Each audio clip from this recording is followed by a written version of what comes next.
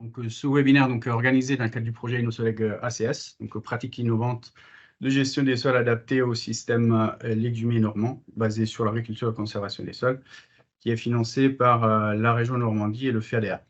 Donc, nous avons souhaité aussi élargir cette présentation à deux autres projets normands qui touchent à la qualité des sols en légumes pour faire un état des lieux global sur les travaux en cours et récents par rapport à ce sujet-là. Donc, par rapport aux intervenants, moi je me présente, je m'appelle Gabriel Fortino, je suis référent thématique système pour la direction innovation, recherche et développement des chambres d'agriculture de Normandie. Donc, ensuite, il y aura Gwenaël Lobian, chargé de projet au Siléban, qui va présenter la plupart des travaux menés dans le cadre du projet InnoSoleg ACS.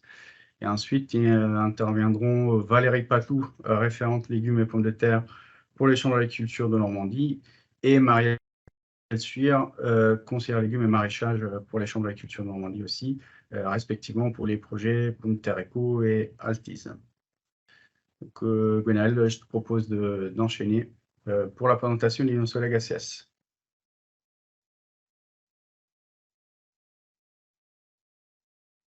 Avec ton micro, s'il te plaît. Pardon, excuse-moi. Donc, bon, excusez-moi, on recommence. Donc, bonjour à tous. Merci Gabriel pour l'introduction. Donc, effectivement, le projet qu'on vous présente aujourd'hui, ça s'intitule InnoSoleg ACS, donc pour pratique innovante de gestion des sols, adapté au système légumier normand, basé sur l'agriculture de conservation des sols. Donc, Gabriel l'a redit, on est sur un projet qui est financé dans le cadre des PEI 16.2, dispositif 16.2, financement Union européenne, FEADER et Région Normandie.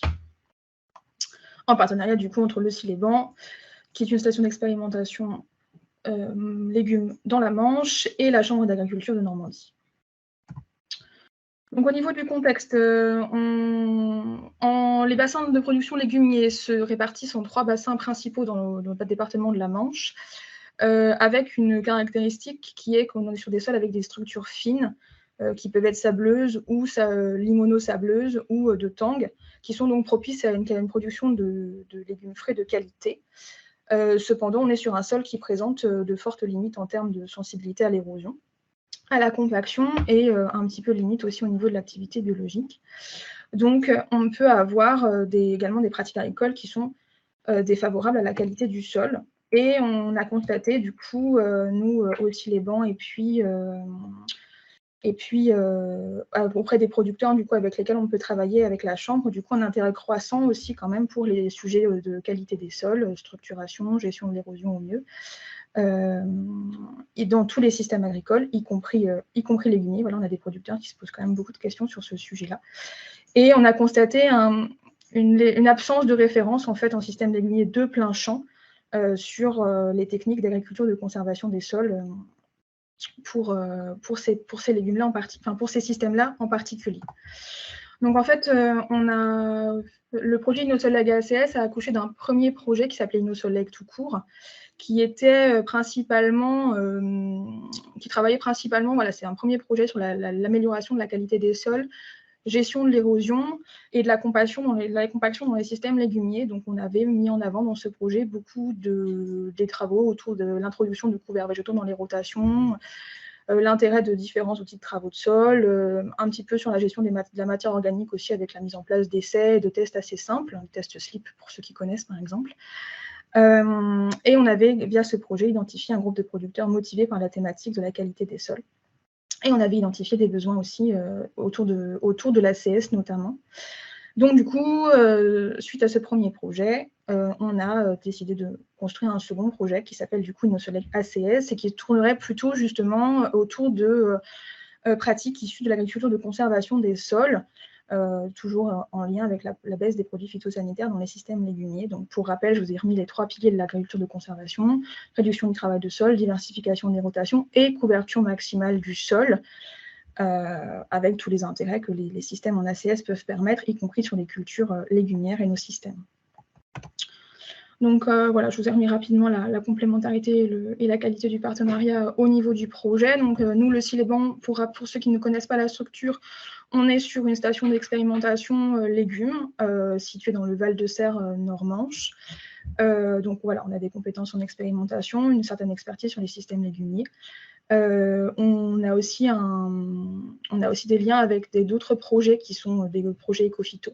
Donc du coup, on cite des groupes 30 000, mais également un projet Défi XP, par exemple, qui est en cours et qui permet de travailler des techniques innovantes aussi.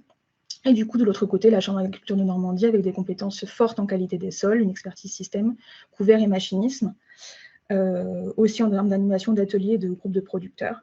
Donc voilà, donc ce qui en fait, qui faisait un partenariat fort pour ce projet.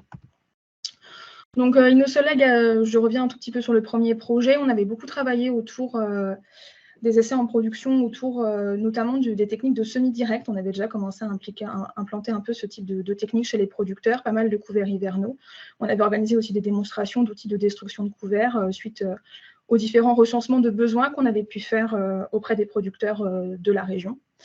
On avait une bonne dynamique de groupe qui s'était créée dans la région du Val de Serre. C'est une des régions de production avec pas mal de problématiques d'érosion et aussi pour des questions de praticité. On avait pas mal lancé dynamique de groupe autour de quelques producteurs qui étaient vraiment intéressés par le sujet. Et on avait fait pas mal d'actions de communication aussi autour des résultats du projet. Et donc, du coup, Innosoleg ACS avait pour cible, avait comme ambition d'aller un peu plus loin dans la réflexion autour des couverts, autour de l'implantation de techniques pour l'amélioration de la qualité des sols dans les systèmes légumiers et d'essayer d'essaimer un petit peu les avancées qu'on avait pu faire dans le Val de Serre aux autres bassins de production. Donc, pour ceux qui ne les connaissent pas ou qui les connaissent, pour rappel, respectivement, la côte ouest du Cotentin autour de Créance, c'est le bassin du Mont-Saint-Michel. Et les conseillers étaient également visés, les conseillers des organisations de producteurs étaient également visés par les résultats de ce projet.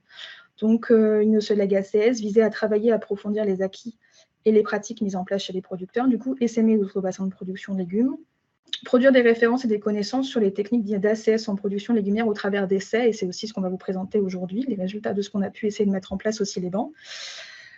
Travailler à l'échelle du système de culture pour intégrer les problématiques terrain des producteurs au travers d'ateliers de co-construction autour des rotations des producteurs. Donc, Gabriele vous présentera cet exercice. Et avoir aussi les adaptations nécessaires aux questions connues des producteurs. Donc, du coup, c'était les ambitions de ce projet. Donc, Gabriel, je peux te laisser peut-être reprendre la main sur la partie, justement, atelier de co-construction, si tu veux bien. Oui, donc juste pour préciser, je ne suis pas un conseiller légumes. Donc j'ai une casquette d'animateur GE2E en agriculture de conservation, mais sur des systèmes polyculture élevage de la Manche. Et donc aussi la casquette de référent thématique système pour les chambres d'agriculture. Et donc c'est dans on va dire, cet état d'esprit-là que j'ai participé au projet. Donc pour ce qui concerne les ateliers de co-construction ou co-conception de systèmes, donc les objectifs sont déjà de faire un état des lieux par rapport à des systèmes pratiqués concernant une problématique spécifique.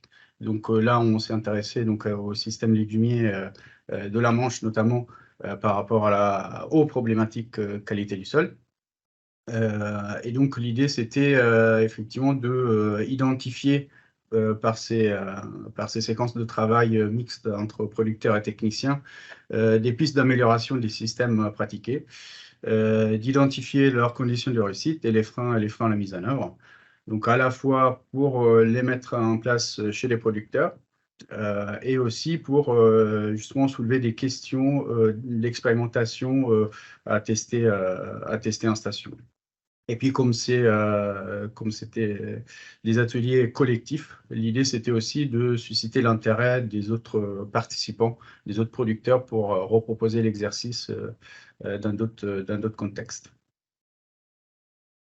Là, tu peux passer. Donc, pour ce qui est donc de la mise en œuvre de ces ateliers-là, donc on les a préparés, donc entre collègues de la Chambre d'agriculture et du Siléban, sachant qu'on s'est appuyé sur une fiche méthode retour d'expérience qu'on avait élaborée au niveau des chambres d'agriculture pour justement tracer un petit peu, cadrer l'exercice et être sûr de ne rien oublier et d'être le plus efficace possible le jour J.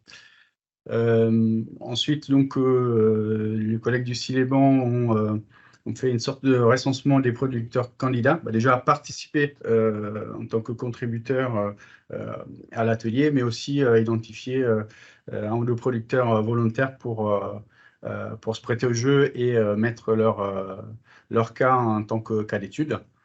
Et ensuite, donc, il y a une phase de préparation avec le producteur choisi pour préciser l'exercice, bien décrire le système de départ et les objectifs du producteur.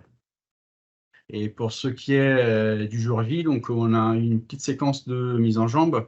On est allé sur le terrain avec les producteurs et les techniciens pour visiter les essais couverts végétaux qui étaient en place et démarrer un petit peu les échanges et avoir quelque chose, une sorte de préparation avant l'atelier. Tu peux passer. Donc pour ce qui est de l'atelier, donc on était finalement 9 personnes. Donc il y a eu 5 producteurs légumiers du Val-de-Serre. On avait des profils assez hétérogènes déjà auprès des producteurs, donc avec un agriculteur bio qui est finalement celui qui sur le cas sur lequel on a travaillé, des producteurs en conventionnel, un maraîcheur et donc aussi des différentes filières en termes de débouchés, donc les ventes directes ou indépendants ou adhérents à des OP.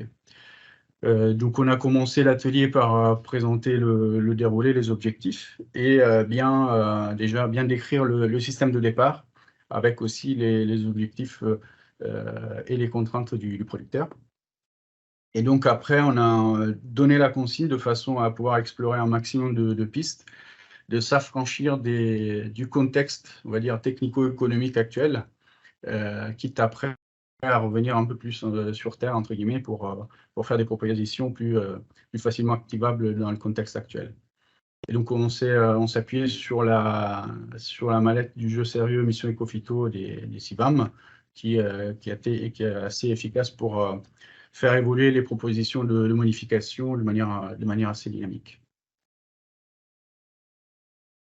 Donc, nous sommes aboutis à un système de culture qui introduit notamment des couverts végétaux en interculture pour maximiser un petit peu la qualité des sols. On avait aussi l'objectif de réduire au maximum le labour.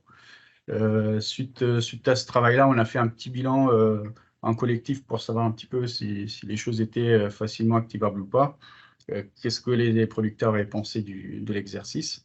Et puis à froid, les collègues du Siléban sont allés voir le producteur concerné par l'exercice pour voir un petit peu ce qu'il en pensait. Le retour qu'on a eu, là vous voyez les bulles qui sont en bas de la diapo. Le producteur était plutôt satisfait par l'exercice, ce qui a donné envie donc, de remettre à plat son système et de proposer des modifications, en travaillant aussi en lien avec le Siléban pour de l'expérimentation de pratiques pour lesquelles on n'a pas forcément beaucoup de recul. Et après, voilà, tu peux passer. Si on fait un petit bilan de l'expérience, un petit bilan global, ce qui a plutôt fonctionné, donc c'est la préparation en lien avec le producteur. Donc il est rentré assez facilement dans l'exercice. Aussi une sorte de crescendo entre la visite terrain et puis l'atelier de construction proprement dit. Donc c'est vrai que les échanges sur le terrain ont permis un petit peu aux uns aux autres de se mettre en mouvement par rapport à la thématique de l'atelier. Le fait qu'on avait de l'hétérogénéité dans les profils des producteurs, ça n'a absolument pas posé de problème. Au contraire, les échanges étaient très riches. Et puis aussi l'interaction entre les producteurs et les techniciens présents. Après, ce qui a moins bien fonctionné, c'est malgré une fiche méthode qui nous cadre un petit peu le timing, c'est toujours un peu compliqué, surtout pour des personnes qui n'ont pas forcément l'habitude de ce genre d'exercice, de se mettre un petit peu en mouvement. Donc, au niveau timing, on n'a pas pu explorer autant de pistes que ce qu'on aurait souhaité. Et puis aussi, c'est toujours quelque chose d'assez compliqué de s'affranchir du contexte actuel pour explorer des pistes qui aillent un peu plus loin. Et donc ça a été, on a proposé des modifications, mais on n'a pas allé forcément très très loin, aussi loin qu'on l'aurait souhaité. Donc en termes de perspective, ce que vous disiez, c'est que déjà on a un producteur qui était satisfait, qui a envie de poursuivre les modifications de son système. Le groupe qui a testé la méthode donc, pourrait donc, avoir donné d'autres idées. Des idées pour des nouvelles références, de nouveaux essais. Et puis, ce serait intéressant aussi, à moyen terme, de pouvoir estimer a priori les impacts que ces changements proposés ont sur l'exploitation du producteur, tant du point de vue économique, environnemental, etc. Voilà pour le bilan. On pourra revenir si vous avez des questions.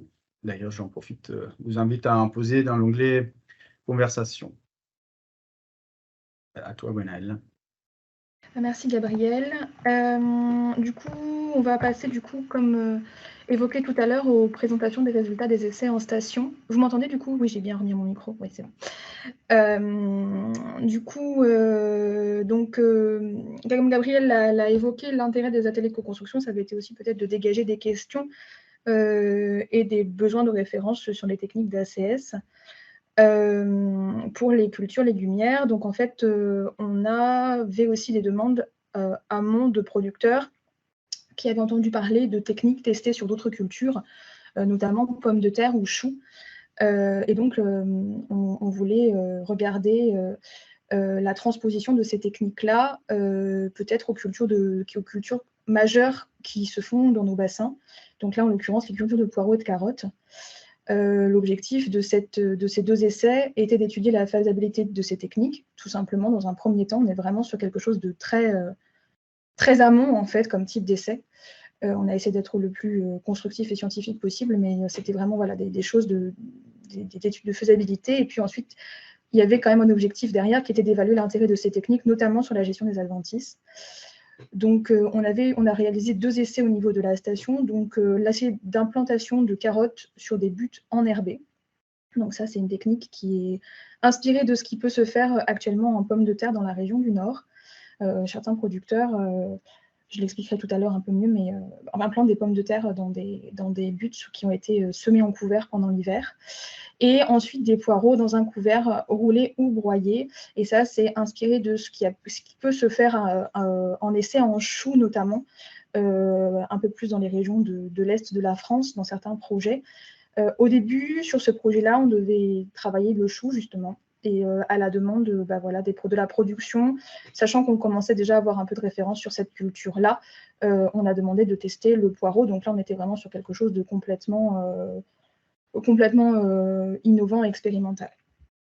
Donc, on s'est inspiré de techniques existantes pour travailler ces deux cultures. Donc, je vais commencer par les résultats sur carottes. Donc, il y a eu pas mal de recherches et de synthèses sur la technique de l'implantation de pommes de terre dans des buttes dites enherbées en automne. On a aussi pas mal contacté les gens du Nord qui ont pu travailler la technique. Donc, je crois avoir vu qu'il y avait des gens autour du micro qu'on avait contactés. Donc, j'en profite pour remercier les personnes qui nous ont bien renseignés, qui nous ont bien inspirés sur le sujet. Donc, cette pratique, en fait, et le principe, c'est de ne pas retravailler le sol en fait au printemps sur la culture en butte. C'est de monter les buttes en automne, semer un couvert dans ces buttes-là, laisser passer l'hiver avec le couvert qui se développe, et ensuite le détruire au printemps et implanter la culture suivante dans ces buttes qui ont été du coup enherbées sans avoir à trop retoucher le sol au printemps et là en l'occurrence au mois de mai. Cet essai en fait a été mis en place aussi les bancs suite à la demande claire et expresse d'un producteur qui avait entendu parler de la technique en pommes de terre et qui s'intriguait pour cette technique-là et se demandait de l'intérêt que ça pouvait avoir sur la culture de carottes, sachant que le producteur en question était pas mal en son labour sur ces autres cultures, notamment de céréales. Donc là, ils essayaient de voir un petit peu comment est-ce que pouvait éviter de retoucher son sol sur ces cultures de carottes en butte. Donc voilà, donc c'était et regarder l'intérêt l'intérêt sur la gestion des adventices notamment. Donc l'essai s'est déroulé de la manière suivante. On a testé 3 couverts différents et on a testé deux techniques de destruction différentes. Donc on a pris des couverts qui étaient plutôt des couverts utilisés classiquement, on va dire, par nos producteurs dans la région. Donc un très classique avoine-seigle, et des couverts un peu plus diversifiés qu'on a pu mettre en avant en fait dans le cadre du projet InnoSolleg, ou InnoSolleg ACS aussi pour des références en production. Donc des couverts avoine, vesse, moutarde, facélie par exemple, avoine, vesse, trèfle, des choses voilà, que vous pouvez retrouver classiquement, on va dire à plat comme couvert hivernal dans les champs dans nos régions, notamment dans le Val-de-Serre, puisque nous aussi les Blancs, on est dans le Val-de-Serre, donc on s'est inspiré de couverts qui se font déjà. Donc la mise en place du couvert s'est fait sur les buts directement. Donc on a monté les buts vers la mi-septembre et on a implanté les couverts ensuite sur ces buts-là. Donc on a fait ça de manière, je vais être très claire, de manière un peu artisanale avec les moyens du bord. Les buts étaient montés.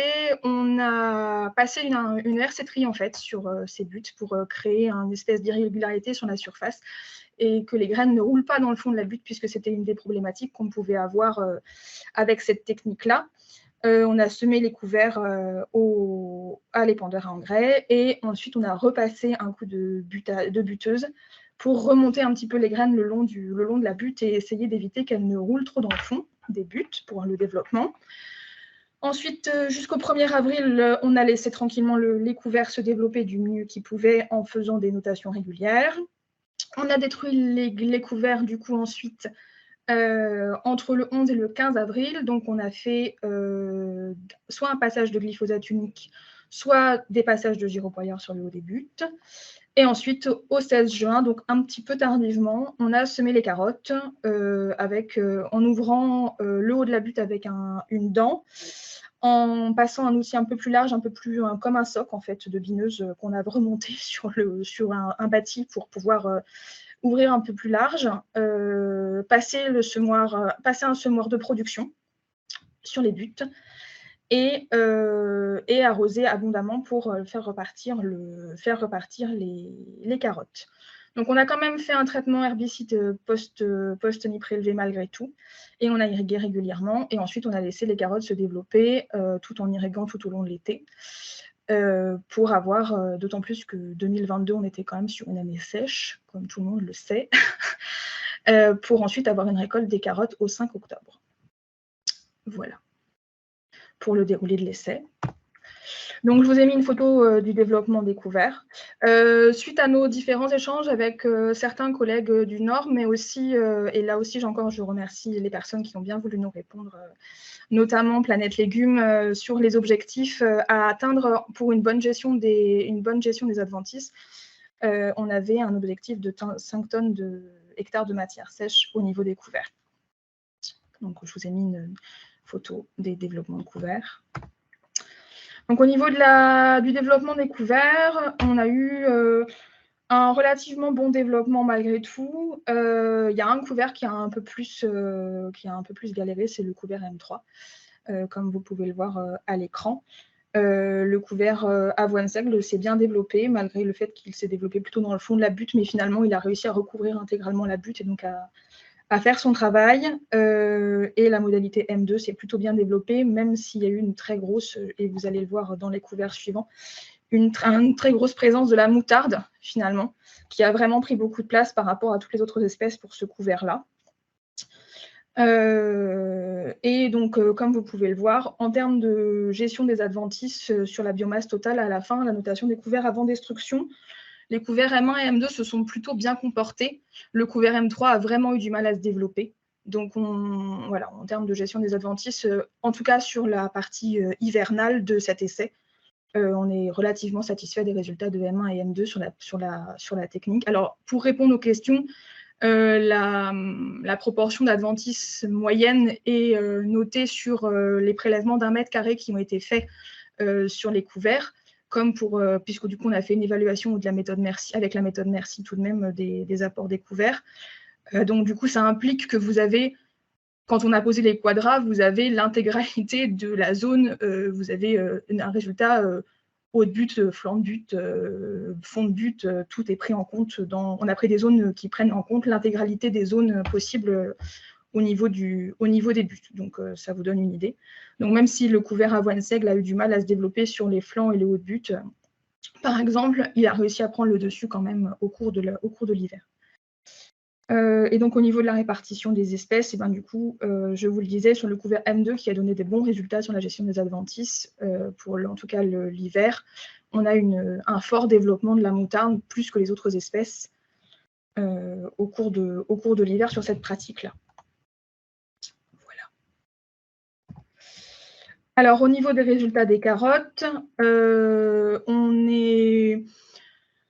n'est pas sur on est sur un nombre de carottes au mètre linéaire qui est relativement faible, sachant qu'au semois, on considère en essai qu'on est sur un bon taux de levée quand on atteint les 90, même les 100 carottes au mètre linéaire.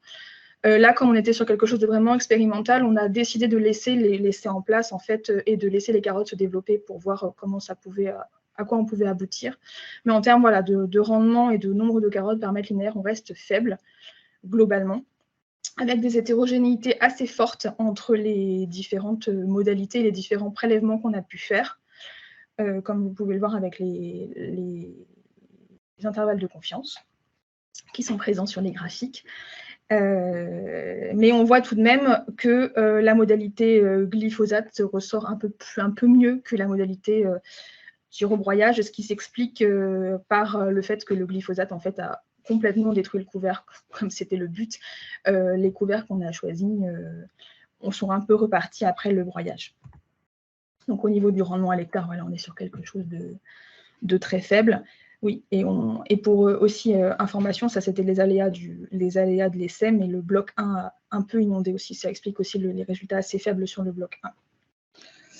Donc voilà, on retrouve le rendement. Et alors, on va en reparler, mais voilà la présentation globale. Donc là, en fait, on vous a refait une petite cartographie des carottes qu'on a pu récolter suite à l'essai. Donc, comme vous pouvez le voir sur les photos, on n'est pas sur de la carotte qui est commercialisable pour la plupart.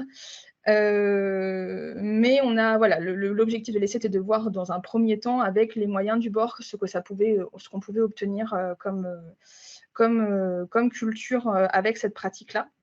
Donc du coup, je vous ai remis les résultats des carottes. Donc globalement, elles ont réussi à se développer malgré tout, elles ont réussi à pousser, à plonger pour certaines, mais du coup, il reste encore du travail pour obtenir une qualité suffisante de culture.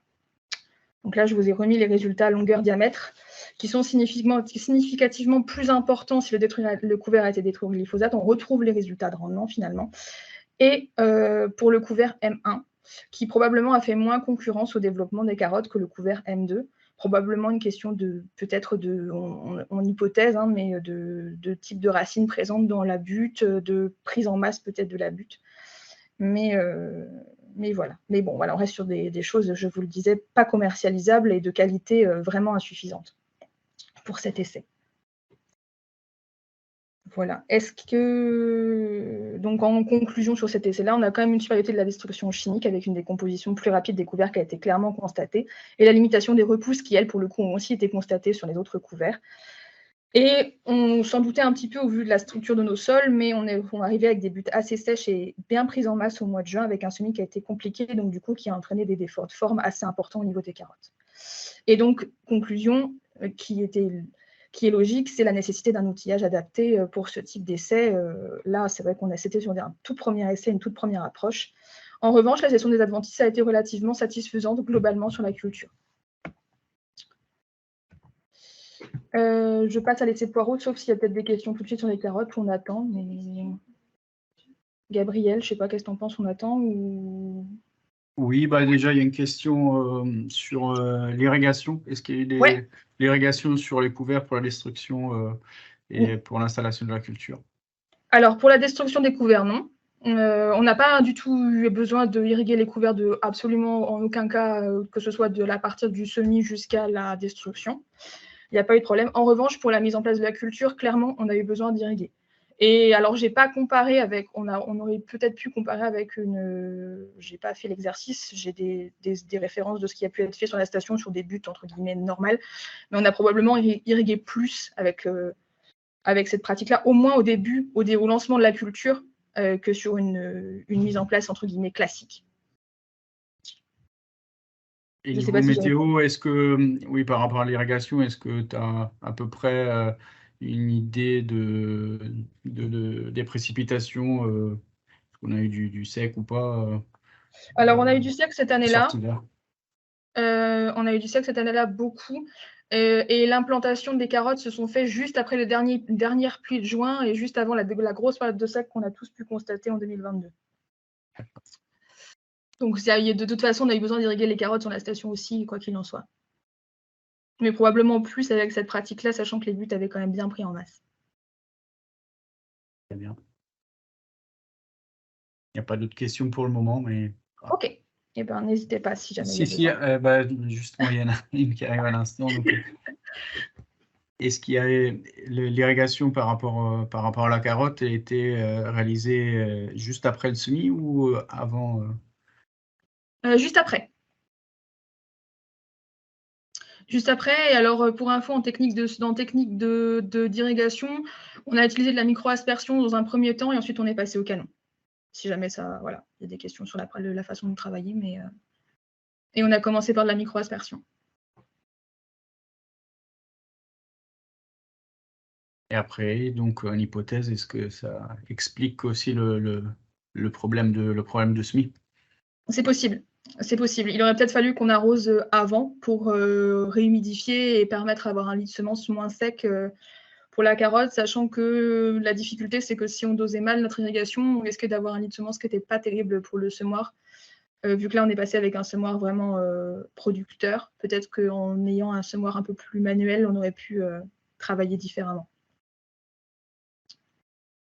Et justement, toujours par rapport au semis, la question est de savoir est-ce que vous estimez avoir atteint une profondeur homogène malgré les résidus et quelle est la profondeur que tu estimes avoir atteint et in fine s'il y a des photos, si vous avez des photos éventuellement qu'on pourra intégrer après pour la rediffusion du support. Ouais, la profondeur, c'est la profondeur des carottes ou c'est la profondeur du couvert? Profondeur de semis des carottes. Alors, la profondeur de semis des carottes, on a tenté de respecter comme pour un semis classique. Et en longueur atteinte, au maximum, on a atteint des longueurs qui vont à peine, qui vont pas à 10 cm. Donc, on n'est vraiment pas sur quelque chose de satisfaisant, c'est ce que je disais. Et on a eu du mal, le semis a été compliqué dans le sens où on a eu du mal justement à implanter, réappuyer en fait pour que les graines soient bien implantées. Mais je vais des photos, il n'y a pas de souci, je remettrai au support. Si.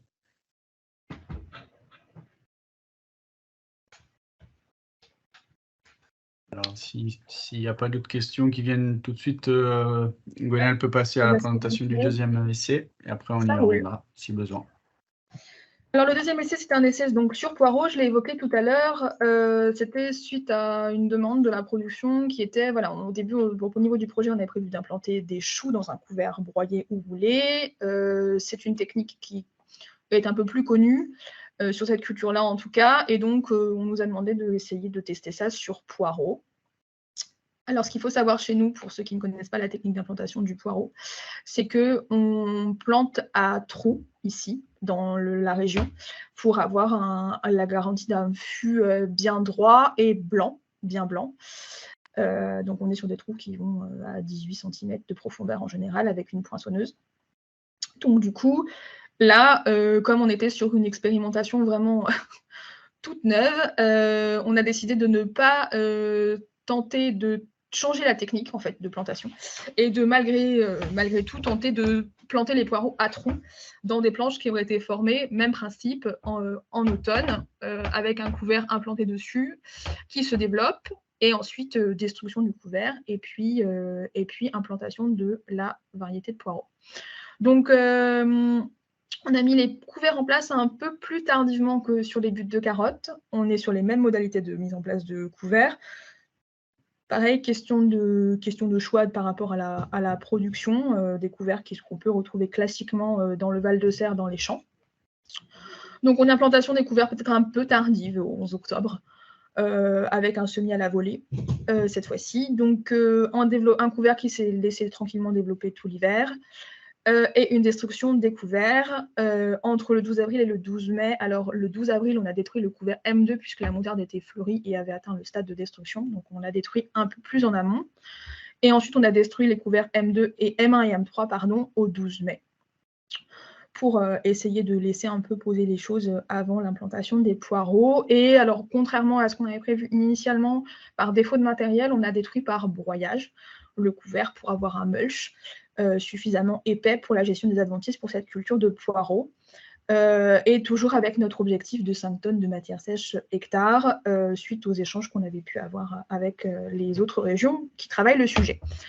Donc, la limite déjà de cet essai, c'est que pour des raisons logistiques et de temps sur la station, on a pu implanter les poireaux relativement tard, voire franchement trop tard, au 2 août. On a quand même essayé de le faire, parce que voilà, on voulait quand même essayer de voir ce que ça pouvait donner en termes de reprise des poireaux, en termes de poinçonnage, en termes de, voilà, de tout ce qui était lié à la mise en place et la faisabilité même de la technique. Donc, on a utilisé une variété relativement tardive qui s'appelle Oslo.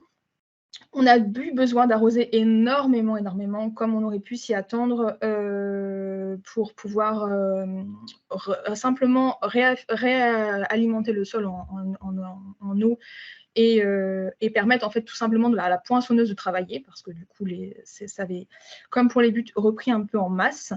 Les poireaux ont été plantés à la main, bon ça c'est assez classique, et on les a plantés uniquement sur les 3 planches, contrairement à ce qui était prévu au niveau de l'essai. Parce qu'en fait, la poinçonneuse n'arrivait pas à travailler dans les autres modalités. Donc, alors, est-ce que c'est une question de couvert? Est-ce que c'est une question de parcelle? Là, on a vraiment eu des difficultés d'implantation. Et donc, ensuite, on a récolté les poireaux au 20 février. Voilà. Donc, au niveau des couverts, je vous ai mis des photos de ce qu'on a pu voir. Donc, le couvert M2 détruit. Donc, vous voyez, la biomasse, on était quand même sur quelque chose qui était relativement satisfaisant malgré tout. Y compris sur les levées. Donc on retrouve à peu près les mêmes résultats que l'essai précédent en termes de gestion des adventices en notation couvert final, si ce n'est qu'en fait, clairement, le trèfle veste-seigle à la M3 a beaucoup mieux fonctionné sur les modalités à plat que sur les modalités en but. En termes de développement, il n'y avait rien à voir. Alors, est-ce que c'est le seigle? Voilà, le seigle s'est bien mieux développé, par exemple. Est-ce que c'est, voilà, je pense, une question d'espèce pour ces essais-là?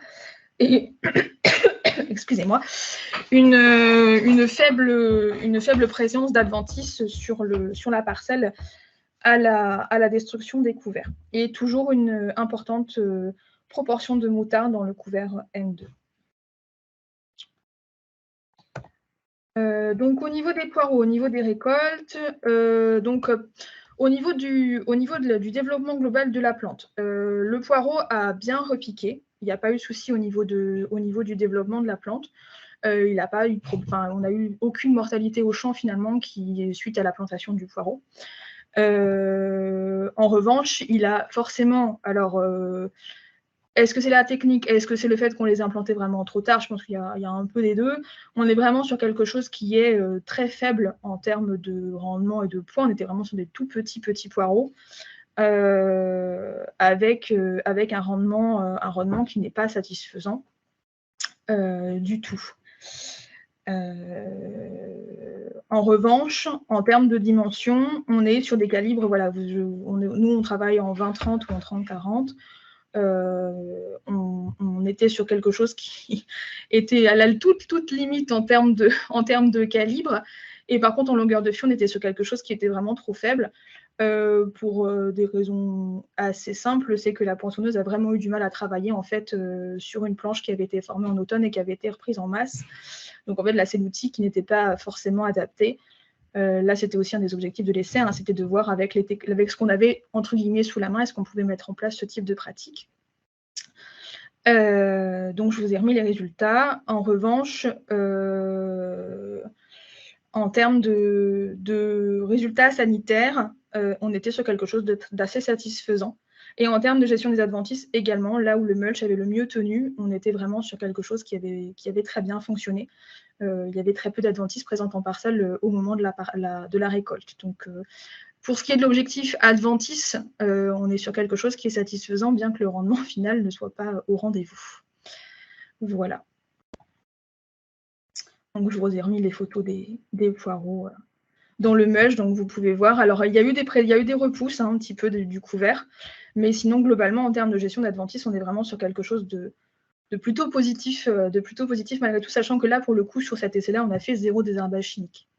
On est vraiment resté sur quelque chose broyé et sans aucun autre traitement. Et même traitement sanitaire, on n'a rien fait dessus. Donc, du coup, au niveau du potentiel de la technique, on était sur une plantation qui était trop tardive, avec un matériel qui n'était peu adapté, mais avec un rendement qui aurait pu être satisfaisant et une qualité sanitaire correcte. Donc, du coup, pour les futurs essais, il faudrait qu'on envisage un outillage vraiment adapté. Donc, il commence à exister des machines d'implantation de légumes dans des couverts broyés ou mulchés comme ça. Donc, du coup, ça reste une technique d'intérêt, je pense, au moins pour la gestion des adventices, à avoir pour le rendement et pour la qualité du fût, par exemple, qui est un de nos objectifs aussi ici dans la région. Voilà. Est-ce qu'il y a des questions sur cet essai-là, potentiellement? Pas pour l'instant, je n'en ai pas dans la conversation. Donc voilà, voilà, sur ces résultats-là, on est vraiment sur quelque chose qui est, je me répète, qui est vraiment très expérimental. C'était vraiment une toute première approche de la technique. On vous présente quand même les résultats parce qu'on les jugeait intéressants, notamment sur la gestion des adventices et l'intérêt du mulch, sachant qu'en plus, il commence à se développer des outils qui peuvent travailler ces pratiques, ces techniques-là. Donc voilà, on voulait quand même vous présenter les premiers intérêts. Il y a des questions par rapport à cet essai poireau. Alors, il y a une question déjà par rapport au dispositif expérimental. Est-ce qu'il y avait un témoin planté à la même date, donc planté en conventionnel, on va dire? Non, il aurait fallu. Je le reconnais volontiers, il aurait fallu. On a voulu mettre en place cet essai malgré les problématiques qu'on a pu avoir cette saison-là à la station. Mais il aurait fallu, mais on ne l'a pas fait. C'était peut-être aussi un choix. Enfin, on avait envie de tester plusieurs types de couverts. Ouais. On a fait le choix d'avoir un peu plus de diversité de couverts implantés plutôt que d'avoir un témoin. Je pense à un moment donné, on a dû faire des choix. Des choix. Et donc après, l'autre question, c'est par rapport à la pression TRIPS. Est-ce que vous estimez qu'il peut y avoir eu un effet sur les TRIPS? Alors, sans témoin implanté et en même temps, et sur sol nu, c'est difficile de le juger. Les poireaux, même si c'était un poireau qui a été planté début août, ont été très étonnamment extrêmement sains, y compris au niveau du TRIPS. Sur ces poireaux-là, sans aucune protection phyto, quelle qu'elle soit, y compris insecticide ou fongicide.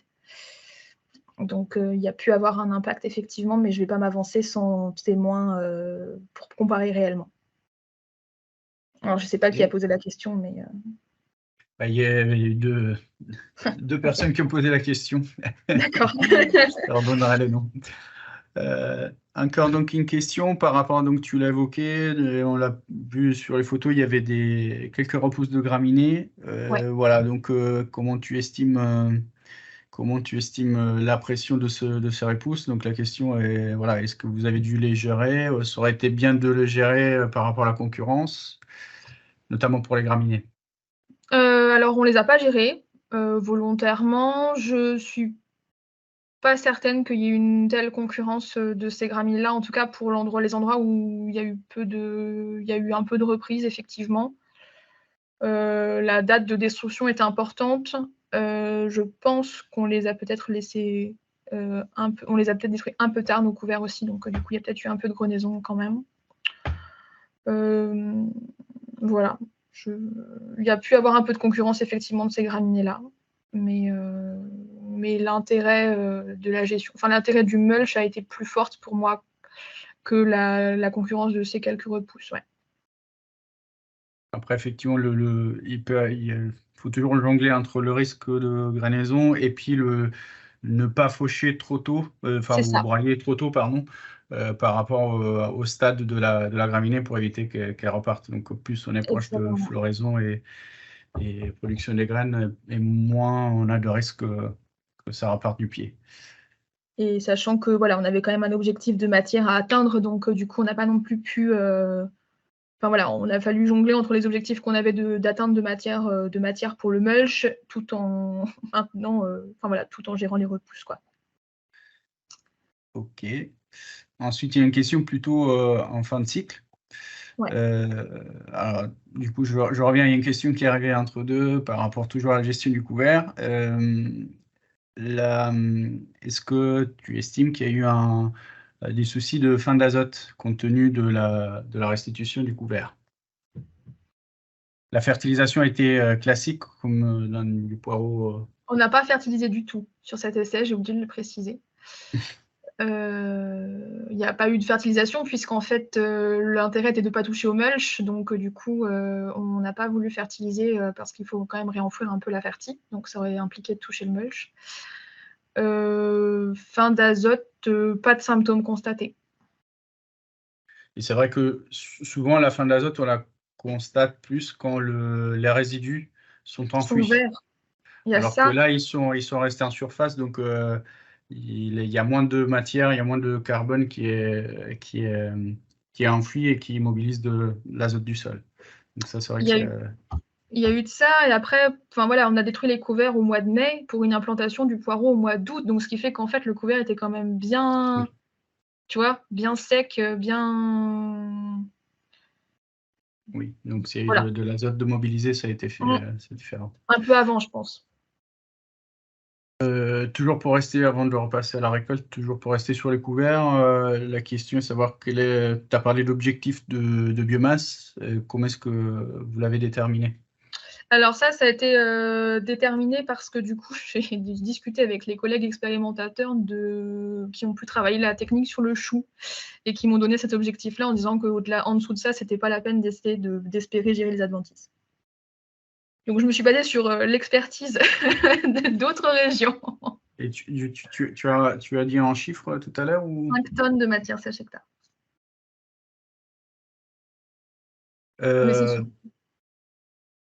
Voilà, donc j'essaie d'avancer par rapport au timing.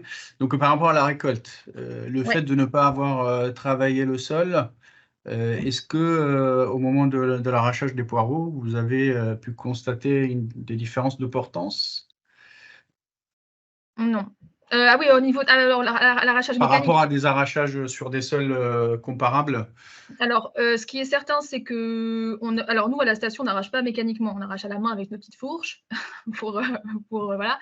J'ai pas eu la curiosité de faire passer une arracheuse. En revanche, ce qui est certain, c'est que pour avoir arraché des poireaux au même moment, on était sur quelque chose on s'enfonçait largement moins dans les planches à pied que pour d'autres récoltes dans des planches à sol nu. Donc oui, en termes de gestion de la portance, bien mieux, ne serait-ce que pour le confort de nos techniciens qui sont allés arracher les poireaux, pas de problème. J'ai pas eu l'occasion de faire passer une arracheuse automatique, une récolteuse automatique, enfin une machine dans la parcelle.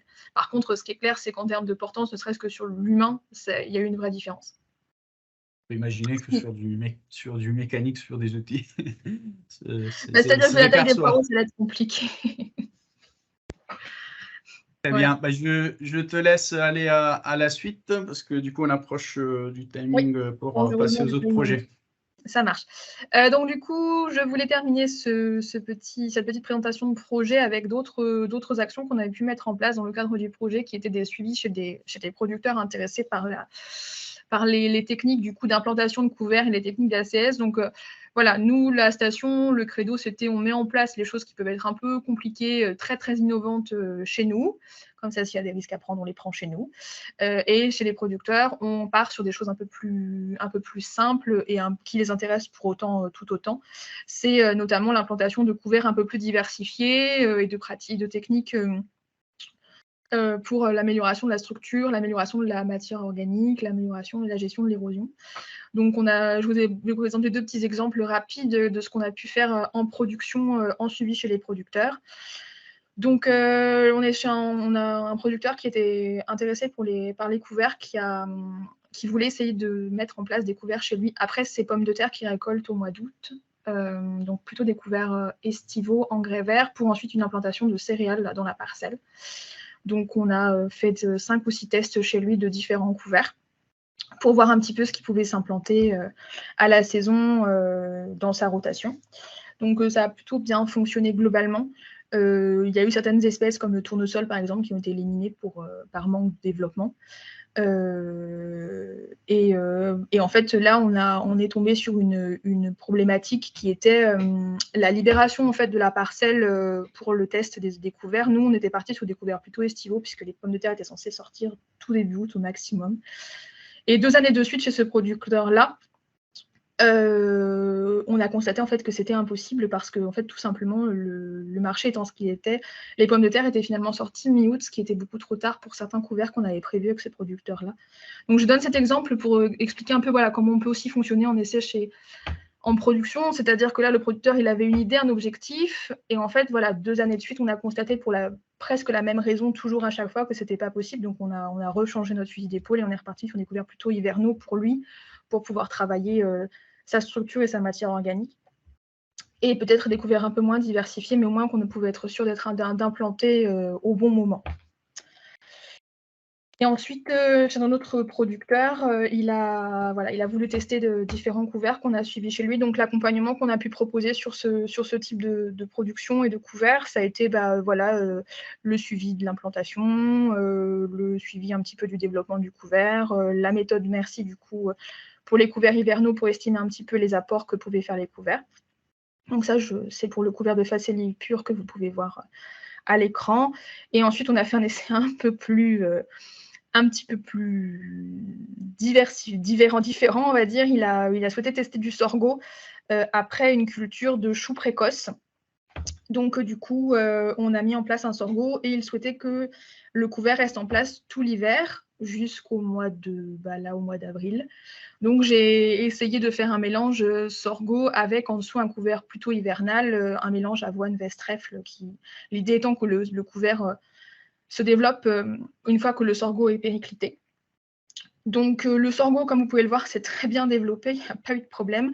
Alors le producteur a fait l'effort de bien l'entretenir, c'est-à-dire qu'en fait, il l'a semé au 15 juillet et il a mis 2 ou 3 tours d'eau dessus pour être sûr que ça se développe correctement. Donc ça, je vous donne cet exemple-là aussi pour vous expliquer que les producteurs prennent aussi conscience petit à petit que les couverts, c'est une culture comme une autre. C'est pas juste une interculture, il faut prendre un petit peu le temps de s'en occuper. Alors il m'a dit qu'il avait triché, mais en fait non, il a fait ce qu'il fallait pour que le couvert se développe correctement et obtenir un résultat très satisfaisant, en tout cas au niveau du sorgho.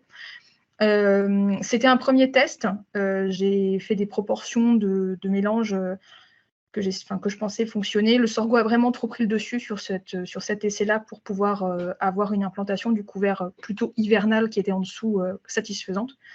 Mais bon, le sorgho s'étant tellement développé, ça a fait un mulch très satisfaisant pour la gestion des adventices au cours de l'hiver. Donc la parcelle est encore propre à l'heure actuelle. Donc le producteur est très satisfait, malgré tout. Voilà, donc pour finir rapidement, puisque du coup on parle du projet dans sa globalité, ce projet a pu aboutir sur des synthèses bibliographiques, je l'évoquais, sur les techniques d'ACS en légumes, notamment en pommes de terre. On a créé un certain nombre de fiches techniques et de restitution d'essais qui seront disponibles. Et on a aussi prévu de faire, outre ce webinaire, des vidéos de fin de projet. Donc notamment une avec le témoignage du producteur qui a testé le sorgho et une présentant les restitutions des résultats d'essais que j'ai pu vous faire tout de suite. Voilà. Donc, en conclusion de cette présentation de projet, donc il y a eu beaucoup d'avancées en production au cours, on peut dire que en cours des 2 projets, en fait, InnoSolleg et InnoSolleg ACS, il y a eu pas mal d'échanges avec la production, les producteurs, leurs besoins, les avancées sur les couverts et la qualité des sols. Les ateliers de construction a été aussi un exercice qui a été très apprécié pour permettre de poser les choses à plat. Et l'exercice a été considéré comme intéressant. Pour conclure sur les essais, il est vraiment nécessaire d'avoir du matériel adapté pour la mise en place de ces cultures-là. Donc du coup, là, je vous ai mis à l'écran le Mulchtech, en fait, qui est une machine allemande qui implante directement, comme vous pouvez le voir, des choux dans les couverts broyés. Et donc, pour information, c'est que cette machine-là, maintenant, peut planter également du poireau. Alors, pas trop, mais en motte. Donc, voilà, pourquoi pas réfléchir différemment sur le poireau à terme. Et ils ont aussi maintenant commencé à travailler un semoir, en fait, pour même principe, pour semer. Donc là, ils essayent sur des céréales plutôt dans des couverts broyés, mulchés. Et ça avait l'air plutôt... donc là, ils étaient à Rétier, à Terre et Notre Métier. Donc voilà, c'est quelque chose qui serait quand même, je pense, à suivre et à essayer de creuser sur ces pratiques qui peuvent être effectivement intéressantes. Bah voilà, je rebondis sur la question sur l'importance à la récolte, sur la qualité des sols, etc. etc. Et puis, bah, il y a une question qu'on ne s'est pas trop posée au cours de ces projets, hein, INOSOLEG ACS, INOSOLEG, parce que voilà, on ne pouvait pas tout traiter. Mais voilà, quid aussi de la vie des sols, la biologie et la santé biologique des sols. Voilà, ce seraient des sujets aussi à continuer à travailler. Voilà. Merci. Merci Gwenaëlle. Donc, on va arrêter là. Après, si vous avez d'autres questions spécifiques à ce que Gwenaëlle a présenté, vous pouvez nous les transmettre. On va y répondre par la suite. Gwenaëlle, je te laisse aussi regarder dans le chat après pour voir s'il y a des questions auxquelles tu peux répondre. Valérie, je te demande de reprendre la main et de partager ta présentation, s'il te plaît.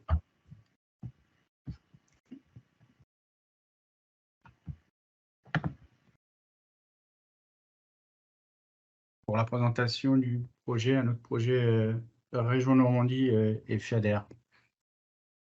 Bonjour, est-ce que vous voyez mon écran? Tout à fait. Ok. Donc, alors, oui, donc, tout à l'heure, Gabrielle nous a présenté, donc je suis Valérie Patou, donc je travaille à la Chambre d'agriculture de Normandie, je suis basée dans le Calvados, et donc je vais vous présenter le projet Pomme Terre Éco, un projet qui s'est terminé fin 2022. Nous avions comme partenaire la RPT, donc c'est l'Association régionale de la pomme de terre et de l'oignon de Normandie. On avait comme financeurs donc la région et l'Union européenne dans le cadre des projets 16.2. Alors, le projet, l'objectif de Pomme Terre Éco était de proposer des techniques innovantes pour permettre aux producteurs de réduire les intrants, donc les producteurs normands, dans les itinéraires techniques pommes de terre. Alors, les enjeux pour la filière normande, bah, dans un premier temps, sont environnementaux, puisque il y a le souci de préserver les sols, la qualité des sols, les captages d'eau et les soucis d'érosion que nous pouvons avoir dans notre région.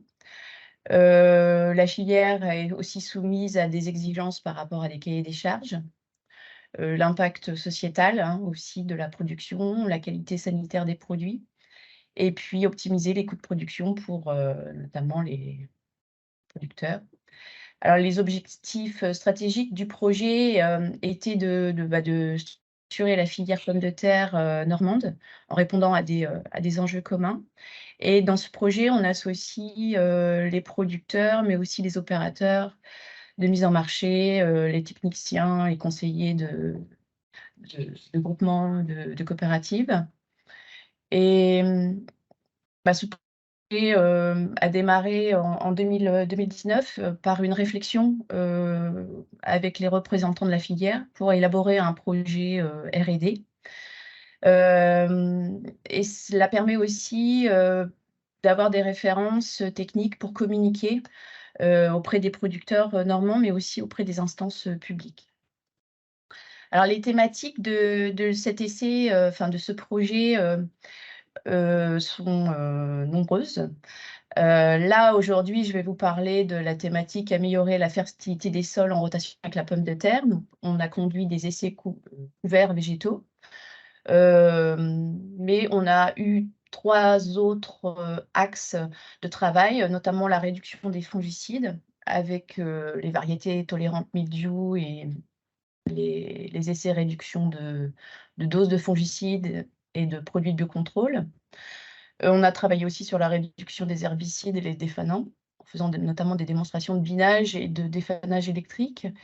Et on avait une thématique stratégie alternative pour la maîtrise de la germination, où nous avons fait une série d'expérimentations avec les inhibiteurs de la germination homologués en bio, tels que la menthe, l'huile d'orange ou l'éthylène. Donc voilà, en gros, le récap du projet.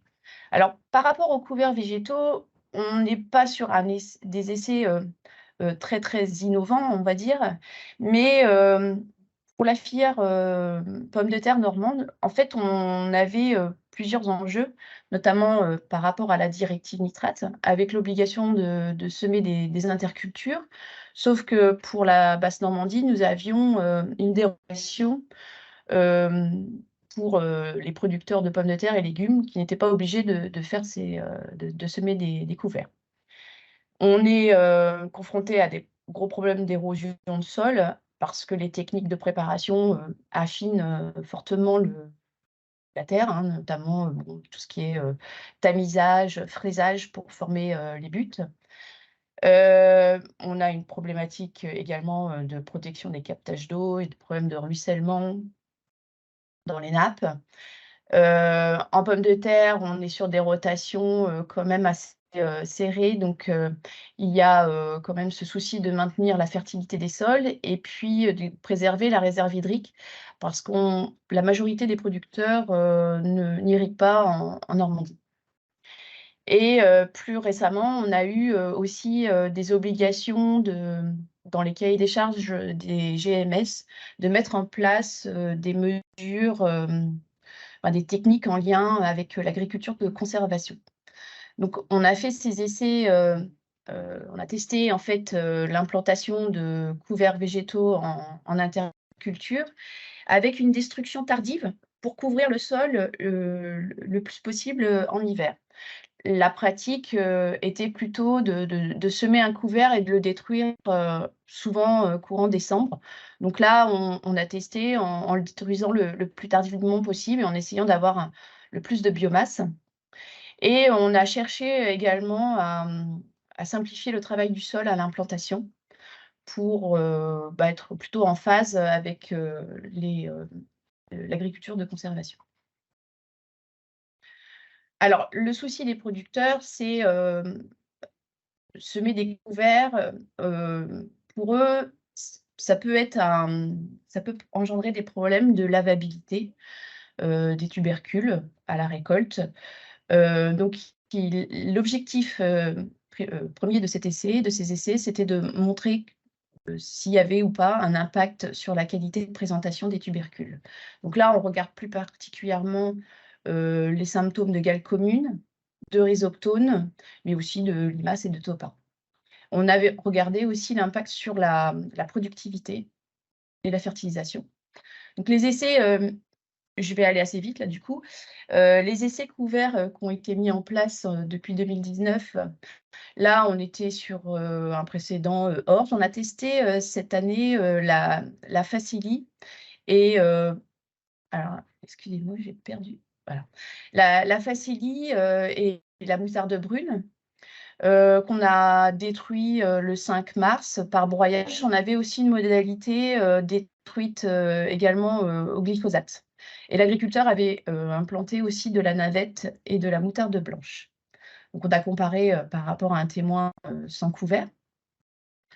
On avait un développement, donc là à droite, vous voyez, c'est le sol nu. Bon, le souci, c'est toujours le salissement, les repousses de céréales. Bon, là, on avait quand même beaucoup de facélie dans le couvert moutarde facélie, en fait. Hein. La moutarde s'est peu développée. Et par contre, on avait beaucoup de moutarde dans le mélange navette moutarde. Donc, on a fait des mesures de biomasse fraîches et sèches. Globalement, sur cet essai, on était au 19 février, là, sur une biomasse quand même assez limitée. Hein, Donc, on a un potentiel, enfin une restitution potentielle qui était de l'ordre de 5 unités pour la Fasélie moutarde et la navette moutarde blanche plutôt de 20 unités. Alors la reprise du sol, s'est faite du coup sans labour, avec un itinéraire, simplifié. Donc l'agriculteur, travaille, déjà avec un décompacteur, à disque qui permet, de travailler, au départ, de manière superficielle et puis de plus en plus, profonde. Il y a eu un passage aussi de décompacteur et enfin, il y a un passage de herse rotative, avant la plantation et en même temps que la plantation. Donc on avait, quelques, débris, végétaux, dans le sol, mais qui étaient, quand même, assez réduits. Alors, l'impact sur la lavabilité sur cet essai-là, on n'a pas révélé de problème, particulier. On était sur la variété gazelle. La note de lavabilité et puis les attaques de gale, donc on avait un peu de gale commune. On n'a pas montré qu'il y avait des différences significatives entre le témoin et puis, les modalités avec couvert, broyé ou, broyé plus, brûlé au glyphosate. Donc pas d'impact, important. Côté, productivité, on avait un peu moins de rendement derrière la Fasélie moutarde, mais ces différences, n'étaient pas significatives. Donc, on peut conclure qu'on n'a pas eu, d'effet, un impact, significatif sur le rendement. Par contre, on a eu un effet sur les teneurs en nitrate dans les tubercules. Ce sont des mesures qu'on fait à la récolte. Donc on a des obligations par rapport au cahier des charges et en fait, on s'aperçoit que, dans le témoin, sans couvert, on a des teneurs en nitrate qui sont, plus élevées. Donc probablement des reliquats post-récolte des reliquats en fin de culture plus importants. L'année suivante, donc, on a mis en place une plateforme avec 2 types de couverts, Fasélie radii avoine et pois avoine radii et un témoin non semé. Le semis s'est fait, quand même assez tardivement parce que, il y a eu, la moisson et puis c'est à peu près à la période la plus propice pour les agriculteurs pour semer leurs couverts. Donc on a fait cet essai dans une parcelle, non labourée. Donc là, pour le coup, on était assez contents, on avait une belle biomasse, un bon développement, des couverts. Donc là, on était sur la partie, non sol nu à droite là et à côté, pois, seigle, pois, avoine, radis. Donc là, bon, vous avez quelques photos. On avait plus ou moins maîtrisé aussi le salissement. Mais on a eu une semaine de gel, intensif là, à -5, -6 ressentis là, en février 2021 et cela a détruit, l'ensemble des couverts en fait. Ils ont gelé. On s'est dépêché de faire nos mesures de biomasse. Donc globalement, en fait, sur le mélange avoine, radis, facélie, on était à 2 tonnes de biomasse sèche, ce qui est pas beaucoup. Et pour le deuxième couvert, alors on s'est aperçu qu'on avait très peu de poids en fait, développé dans le couvert. Donc on était à 2,4, ce qui est faible, quand même par rapport à d'autres parcelles. Alors la reprise, s'est faite, le 25 mars. Pareil avec les mêmes outils, hein, le déchaumeur, à disque, donc là, il n'y a pas eu, de passage de glyphosate ou de broyage, puisque les 2. Donc on avait prévu 2 dates de destruction pour voir, les effets d'une destruction un peu plus précoce et tardive. Malheureusement, tout a été détruit en même temps. Et donc la reprise, s'est fait avec un passage, de combiné, décompacteur plus herse rotative et la herse rotative combinée à la planteuse. Donc là, on est sur des parcelles qui sont, rebutées ensuite. Ce qui est quand même assez rare, aujourd'hui chez nous parce qu'on est quand même plus sur des buttes, définitives, tamisées. Globalement, le sol a été jugé un peu plus difficile à travailler par rapport à une autre parcelle qui avait été labourée juste en face et implantée en pommes de terre. Alors, on avait combiné dans cet essai, sur chaque modalité couvert, un essai dose d'azote, où on a appliqué la dose bilan, 140 unités sur variété Annabelle. Et puis, on a fait la dose -40, +40 et la dose témoin. Donc là, on voyait bien Valérie? les différences. Oui, je me Oui, si dépêche. tu peux aller au résultat sur pommes de terre pour laisser Eh ben, ensuite je la suis parole à Marie. sur pommes de terre.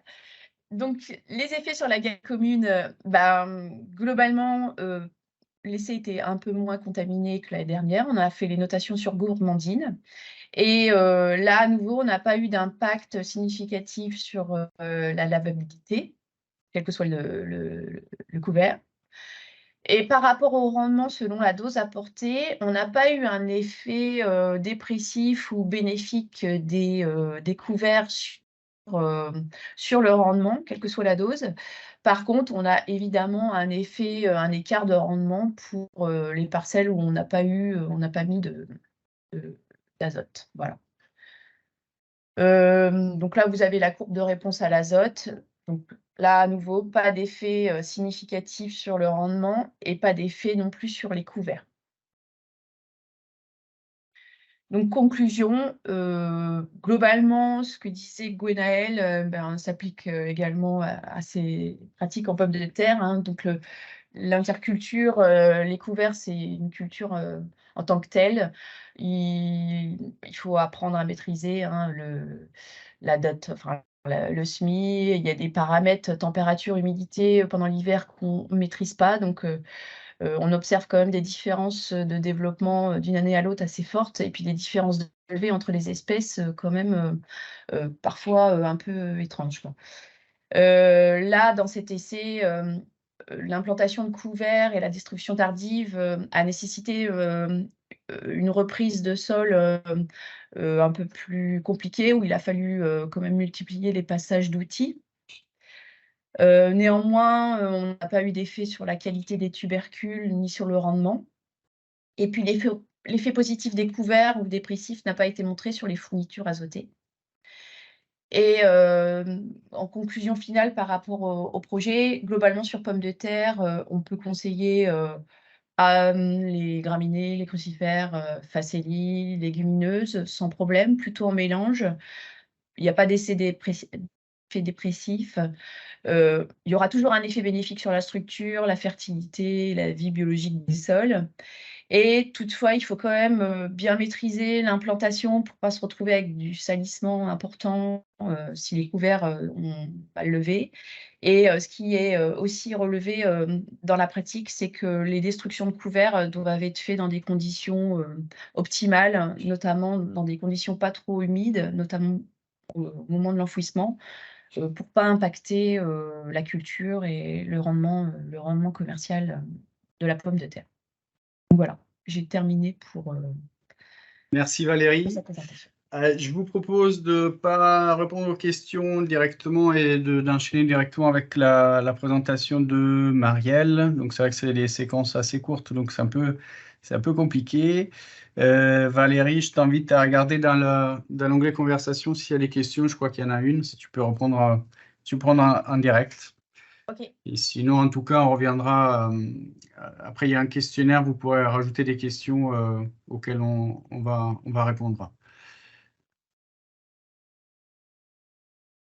Merci Valérie.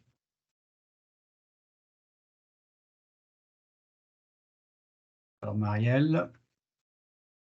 Bonjour à tous. Donc moi, je vais vous présenter le projet Altise. Vous voyez bien? Oui, très bien. Bon, ok. Donc le projet Altise, c'est un projet d'expérimentation financé par France Agrimaire qui réunit plusieurs chambres d'agriculture plus le GRAB d'Avignon.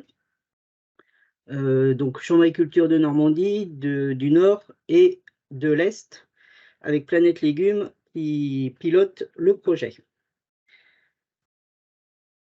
L'objectif d'Altise, c'est de lutter de façon alternative contre l'altise du chou. Et puis, dans le sud, la prêle et le grappe travaillent sur l'aubergine. Mais bon, pour nous, c'est le chou. Avec différentes méthodes, des produits alternatifs, du piégeage de masse, des mulches, ce dont on va parler, et des bancs de piège. Donc là, ce matin, je ne vous parle que des essais mulch. Bon, l'altise, il y a deux espèces qui attaquent le chou, mais elles ont un développement assez similaire avec une partie dans le sol. Donc, on a testé, que ce soit dans l'Est ou chez moi en Normandie, différents couverts, différents types de mulchage sur chou. Je vais passer assez rapidement sur les essais de l'Est, enfin d'Alsace et Champagne, mais on va quand même regarder rapidement. Donc, 2021 en Alsace, un engrais vert séché, donc apporté sur la parcelle, seigle, pois, facélie, une faible pression en altise et en effet, vous voyez les courbes vertes plus basses que les courbes rouges, qui sont les témoins en sol nu.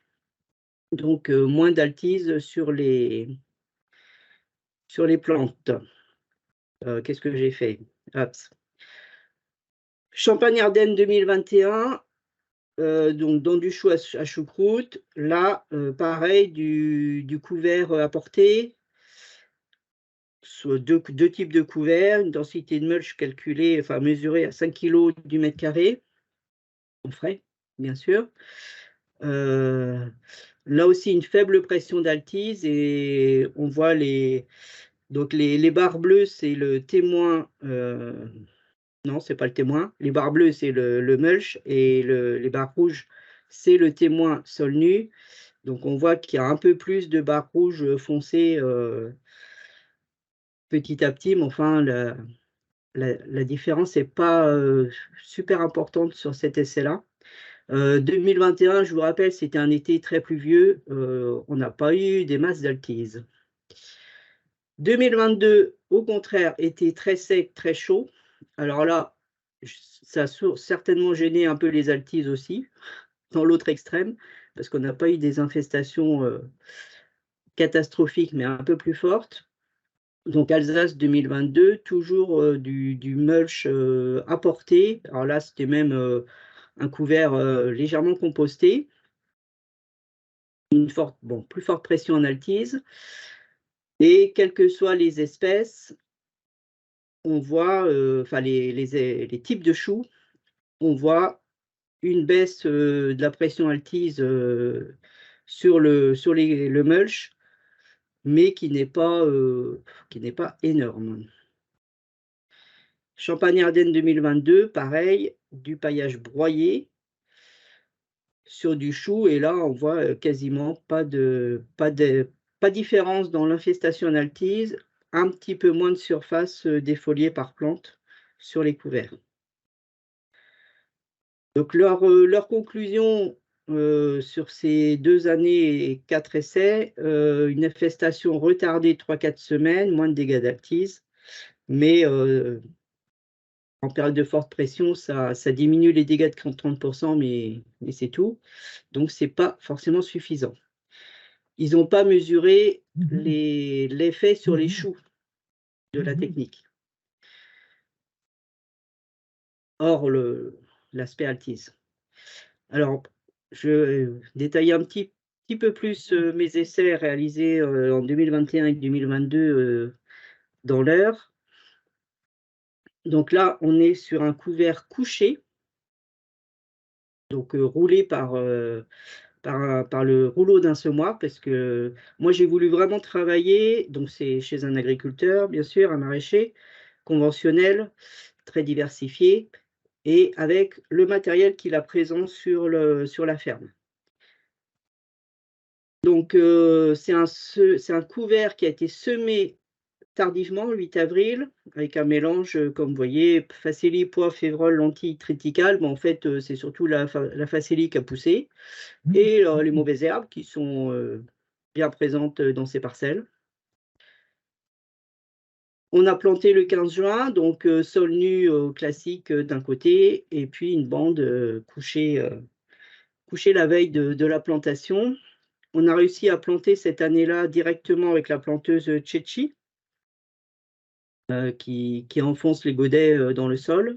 Enfin, les godets s'enfoncent dans le sol et donc ils laissent le plant. Et c'était du choucal. 2021, comme je vous rappelle, beaucoup de pluie.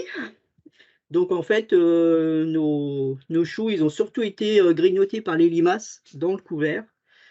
Le couvert n'était pas super important, comme on peut le voir, hein, il ne couvrait pas complètement le sol. Il a laissé la place aux adventices. Bon, on a désherbé un peu autour des choux pour l'essai à la main, mais surtout les principaux dégâts, c'était les limaces. La pression altise était très faible. Vous voyez qu'au maximum, en sol nu, on arrive à 1 altise par chou le 29 juin, donc c'est vraiment très très faible. Mais malgré tout, on a quand même une différence très nette, c'est-à-dire le couvert repousse manifestement les altises ou les empêche de se développer. J'ai mesuré les choucals le 31 août pour avoir une idée de l'impact sur de la technique sur leur croissance. Bon, on voit qu'en sol nu, ils se sont quand même nettement mieux développés. Mais bon, on a eu des hauteurs alors beaucoup plus variables selon les blocs dans le couvert. Il y avait bloc B et D qui étaient nettement plus enherbés que A et C. Donc un effet dépressif de la technique, mais sachant que ça pas la planche sur couvert n'a pas été fertilisée et elle a été irriguée à peu près comme l'autre. Enfin, cette année-là, il n'y a pas eu besoin, il a plu. Voilà, mais pas fertilisée alors qu'en sol nu, ça avait été fertilisé. Et puis plus de dégâts de limaces, comme je vous ai dit. Voilà ce que ça donnait le 31 août. Donc en fait, les choucals dans la partie couvert, on ne les voit même pas dans les herbes. 2022, on recommence. Même agriculteur, même type de sol, du limon bien en pente en plus. Donc là, il a ressemé, donc pareil, semé en avril, un mélange avoine, vesse, facélie, tournesol. On a surtout eu de l'avoine et de la vesse. Il a de la prêle dans sa parcelle, donc il y avait aussi de la prêle. On a fait une biomasse aérienne là, le 21 juin avant de planter. On était à 30 tonnes hectares en frais, ce qui est pas mal. Bon, le couvert était quand même assez dense. Et là, c'était du chou de Milan. Donc là, on a fait 3 modalités. Donc le sol nu planté classique. Une bande avec le couvert couché la veille avec son fameux rouleau du semoir. Et la semaine d'après, il a fauché le reste du couvert et on a fait là, on a replanté des choux, toujours les mêmes plants. On a replanté dans le couvert directement fauché, laissé en place. Et là, malheureusement, bon, c'était beaucoup plus sec, 2022, et on a du tout planté à la main. Parce que là, la Tchetchi Magli, elle ne passait pas dans les couverts. C'était trop dur. Donc le 5 juillet, voilà ce que ça donne, développement en sol nu, et puis plus tardif dans les 2 couverts. La pression altise, elle était un petit peu plus élevée que 2021, mais pas encore dramatique, 3 altises par chou. Enfin non, c'est en classe là, donc enfin bon, 10, une quinzaine, vingtaine d'altises par chou, c'est pas encore dramatique. Bon, donc il y en a eu quand même nettement plus en sol nu que dans nos 2 couverts, sans différence entre les 2 types de traitement du couvert. Les stades des choux, donc là, moi, j'avais compté le nombre de feuilles aux différents dates de notation. Donc, voilà, les choux en sol nu se sont développés plus rapidement que dans les couverts. Et au final, donc on voit bien les choux en sol nu, là, et puis les couverts, il y a quand même un gros écart au 9 août. Écart qui s'est maintenu jusqu'à la fin, puisqu'au final, on avait, en fait, on a eu 2 mois d'écart de récolte. Le 4 octobre, les choux en sol nu commençaient à être récoltés. Et puis, dans les couverts, ils n'étaient pas encore, bon, la pomme n'était pas encore finie. Donc, loin d'être récoltée. Donc, on a eu un retard de récolte des choux de 2 mois, et le 6 décembre, une différence de diamètre. Ceux qui restaient en sol nu, ils faisaient autour de 20-25 cm de diamètre de pomme. Et puis, dans les couverts, ils étaient un petit 15 cm. Alors, par contre, le gros biais de cet essai, c'est que sur les couverts, il y a eu une seule irrigation, alors que dans la partie sol nu, puisque les rampes d'irrigation étaient plus dans cette partie-là, il y a eu plusieurs irrigations pendant l'été, et il n'y a pas eu d'engrais apporté sur les couverts, alors qu'il y a eu un engrais apporté sur la plantation en sol nu. Donc je pense que le retard de croissance, il est plutôt dû à ça qu'à la présence des couverts en tant que tel. Conclusion de tous ces essais réalisés depuis 2021, il y a un effet manifeste sur les altises. Les couverts repoussent ou empêchent le développement des altises sur les choux. Effet qui est parfois insuffisant quand il y a des très fortes pressions. Quel que soit le couvert, la technique d'apport, l'effet semble identique. Par contre, ça pose des difficultés en culture, hein. Alors déjà, dans un essai, il faut réussir à fertiliser et irriguer à l'identique les différentes modalités, bien sûr. C'est surtout la plantation en sol non travaillé avant, c'est-à-dire que c'est des sols qui sont labourés et travaillés en hiver, mais pas une fois que le couvert est semé.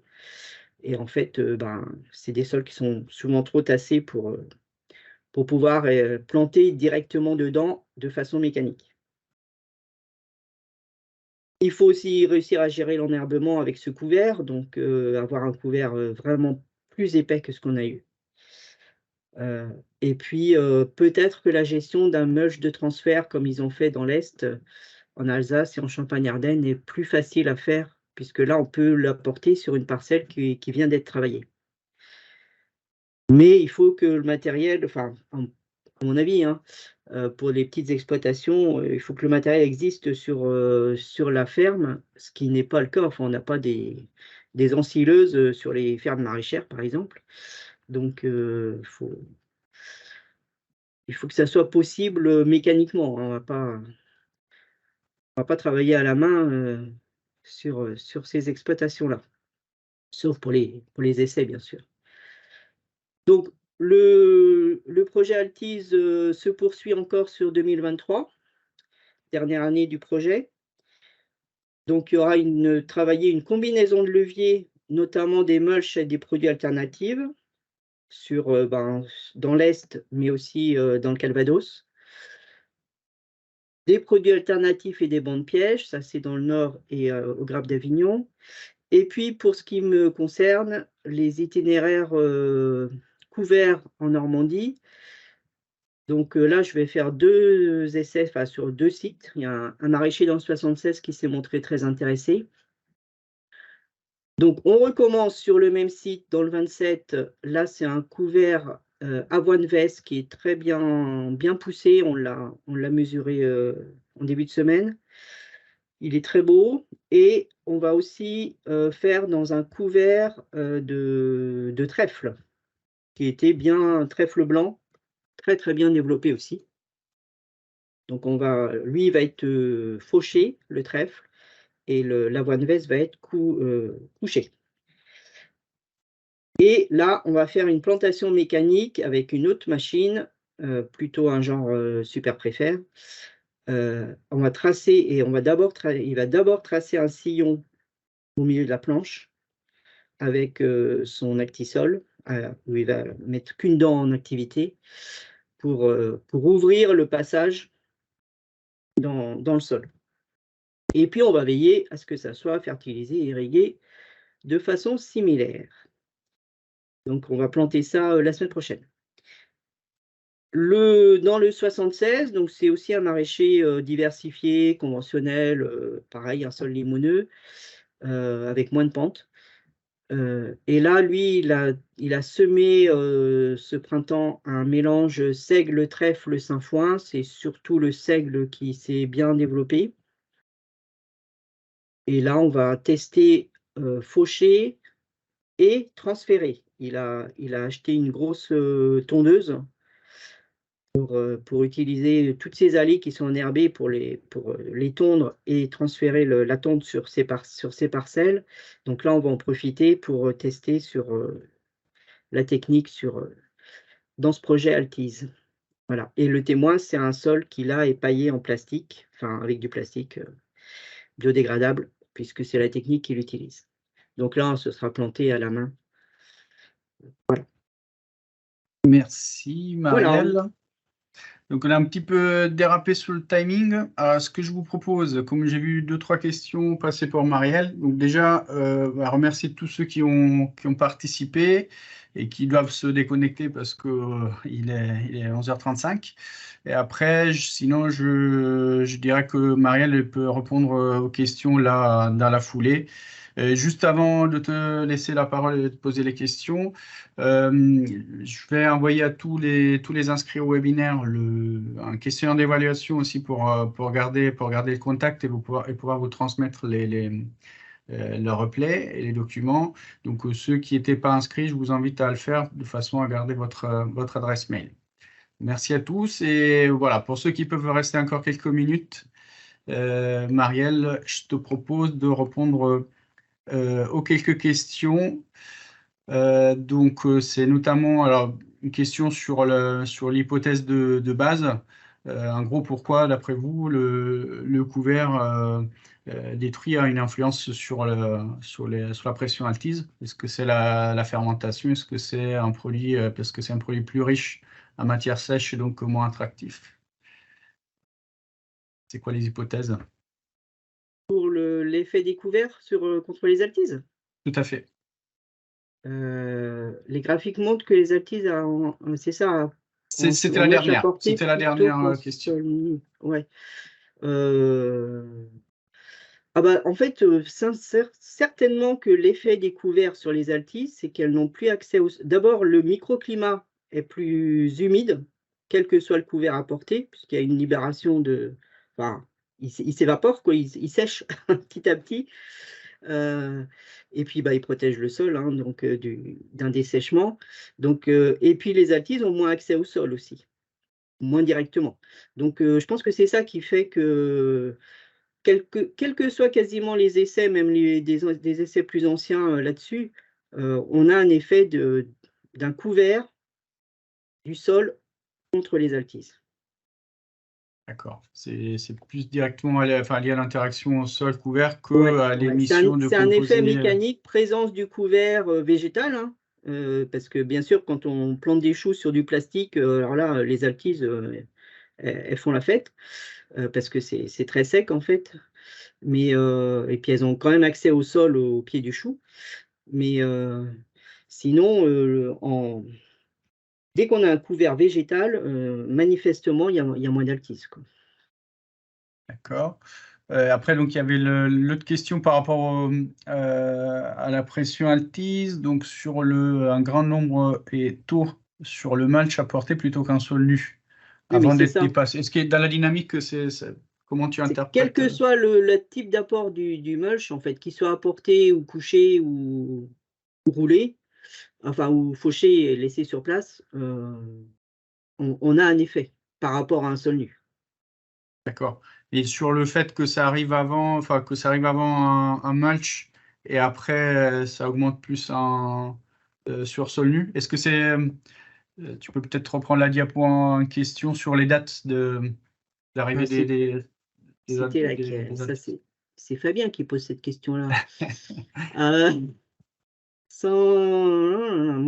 C'était quoi ça? Ça, c'était un essai Alsace. Alors, c'est possible. Je ne sais pas si vous voyez, là, je me suis remise dessus, mais je ne sais pas si vous voyez. Oui, tout à fait, oui, c'est bon. C'est bon. Bon. Alors, c'était lequel, Fabien, que tu as vu qui repartait après?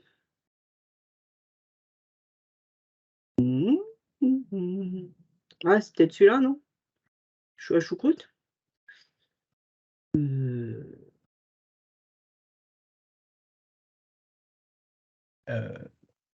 En tout cas, est-ce qu'il y a eu des impacts sur la récolte par cette dynamique Alors, on n'a pas, les collègues de l'Est n'ont pas mesuré l'impact sur les choux.